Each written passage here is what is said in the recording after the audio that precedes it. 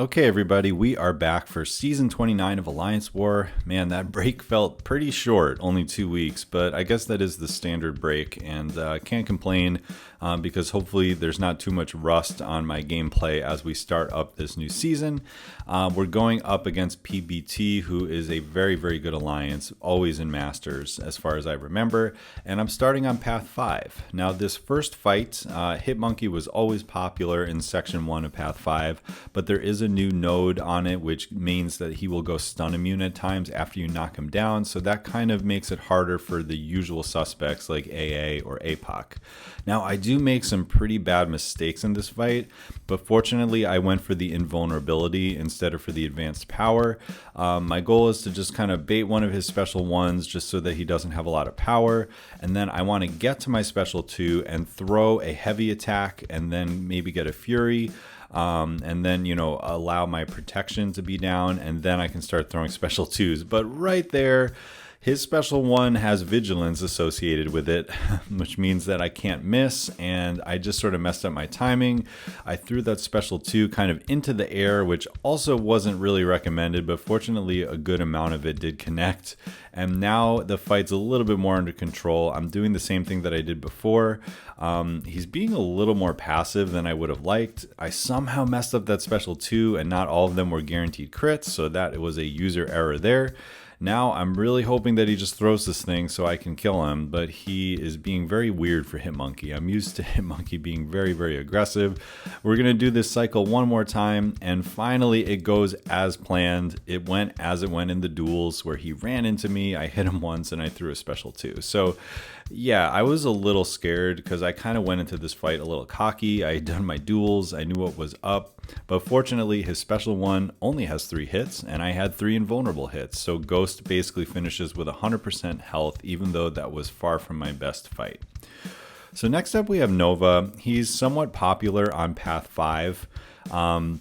Normally we see him in the second section because it's difficult to intercept him with his auto blocking, but there is an argument for putting him here as well because it has a heavy hitter, or heavy handed I think, which is the one where his heavy attacks cannot be interrupted. So see right there, I wasn't able to punish him. Need to find some other ways for openings. His Nova charges are steadily climbing up, which means I am not really doing anything to help that. The fact that I just threw an unblockable special put him into the unblockable phase. I got parried, but fortunately the Limber Mastery 5 out of 5 just completely saved my butt, and I didn't get hit by that special 1 because there's a little bit of a delay on his special 1. So that is, I just made a Masteries video and I was advocating for 5 out of 5 Limber for that very situation, and it really did come in handy.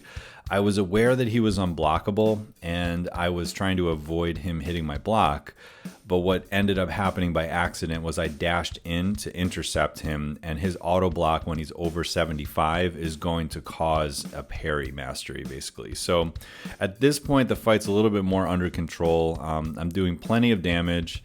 I do have to worry again about heavy hitter. I do have to worry about him going unblockable again, but fortunately his Nova charges are all the way down. I just kind of threw the special 1 there just to nullify things, to knock him down, and to get my passive fury back. And I make a little mistake here. I've talked about this before. You don't really want to throw the special 2 when it's unblockable because he has some parts of his kit that will punish you for that, including damage reduction. So he's almost dead. I know I'm going to win the fight unless if I do something really dumb. But I throw another special 1 there. I'm trying to make him not throw his special 2 because I don't want to take any more block damage. And yeah, once again, not the cleanest fight, but when we look at the health of my champions, I think that was fine because Doom and Ghost are so powerful that they were able to come out of that even with some of my user errors and be in really good shape. So it's the next day now, and I moved on to Path 8. This is a path I don't think I took ever last season, but the nodes here, at least with the placements that are here, aren't going to be too much of a problem. This used to be a popular placement for him because it had redoubled determination, but that no longer exists. So I'm a little curious why iBom is here, except that it kind of forces you to bring some kind of poison counter. Since I'm going all the way to the mini boss island, I put the advanced power boost on in hopes that I could get these fights over fast enough and still have it. Spoiler, I don't because of this first mistake. Now, that again was probably my fault that I got parried there, but I do also think that he recovered a little bit faster than normal. I mean, I played Ghost enough that I'm pretty familiar with the timing after 2 hits into the phase, so I'm a little suspect of that. However, it wasn't enough to kill me. It wasn't enough to even really throw me off my game. However, in this match, just the amount of health that he has and the amount of boost that I have, it is going to take one more special 2 to get this thing over. So take a couple blocked hits. I already know I'm going to have to heal her up. It's not the end of the world. Having Wasp, of course, really helps. It just sort of makes it a little safer when you throw out those special 2s. And I was never really worried of dying there, but it did definitely throw me at the beginning when I got parried on that recovery.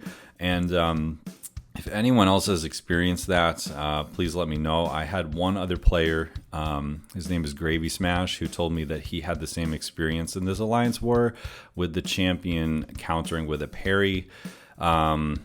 It was probably just me though, but either way, it is possible that the AI changes ever so slightly in these updates and the recovery time is a little bit faster than I thought.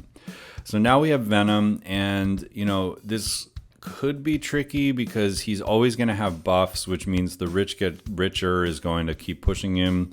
There could be a scenario where you mess up your Doom cycle. There could be periods of the fight where Doom is not able to nullify. But so far I haven't had those because I've been pretty actively nullifying. I still had the advanced power boost, which helped me kind of get those first set of buffs off. And the next moment of the fight is the only time I could have messed up. Because of Mystic Dispersion and whatnot, my power bar just started shooting up, and it would have been very easy for me to mess up and accidentally throw a special 2 there instead of the special 1. I really wanted the special 1 to get the power drain. He threw the special 2. I just blocked a few hits of it and it wasn't the end of the world. And I'm pretty sure that this special 3 is either going to kill him or the stun after is going to kill him, and it's going to all be fine. So yeah, the only thing I was worried about was pushing his power bar or having the Mystic Dispersion feed my power so much that I missed a special 1 or something like that. But overall, Venom has been there for a while. A lot of people like to place him there, and I've never personally fought him there, but it really ended up not being too big of a deal with Doom. I'm sure Claire would have the same sort of fluidity with that. It seems like if you were nullifying buffs at the beginning of the matchup, he's never going to really go nullify immune too fast. So not too bad at all. And now, because Bishop is a very popular placement on the mini boss island, however, True Focus is gone, we're going to see my first Bishop mini boss fight since he's been buffed.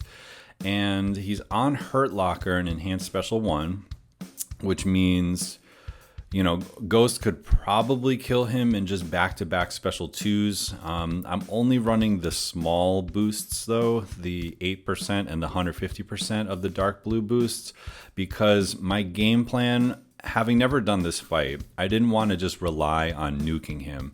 My game plan was special 2, special 1, special 2. So let's see how well this goes. Just sort of phasing, doing one hit, building my power. I have a special 2, throw the special 2 into his block with Wasp. It's working great. I'm going to hold block, let him come to me, throw my special 1. Now I have to get rid of these 3 precision passives. So 1, 2, 3, they're off. Now he's going to throw this. I just kind of block some of it because it's not unblockable. I'm going to re-parry. Well, I guess I didn't there. I just did it normal. And this special 2 should kill him. And that's the end of the fight. I would have loved to see how much that actually went for, since the first hit was 76. But as you could see, the timing of his incineration aura, I was just basically doing one hit, delaying for a second, then dashing back, and I was able to phase all of those incinerates, turn them into passive furies, and then that last special 2 was fine. So in the future, if I boost up enough, 2 special 2s will do it, and I'll never have to worry about Hurt Locker. But I did kind of like my strategy of being safe and throwing that special 1 in the middle. It's basically exactly how I visualized it would go, and it went that way, which is better than about the other 4 fights fights that I did today. So anyway, we are back. The season has started. We are going to lose this war, which is sad, but we are in tier 1. So we have a little bit of wiggle room to kind of get back and stay in tier 1 for a long time, which is the goal. Our battle group did very well though. We had a 163 today, which means we only died twice. One of them was to an Ebony Maw, which can always happen. He's a tricky defender. And one of them was on a Killmonger mini boss, which I think was more a fluke than anything else. But, you know, the game is still pretty unstable with the way Dex and Parry are working.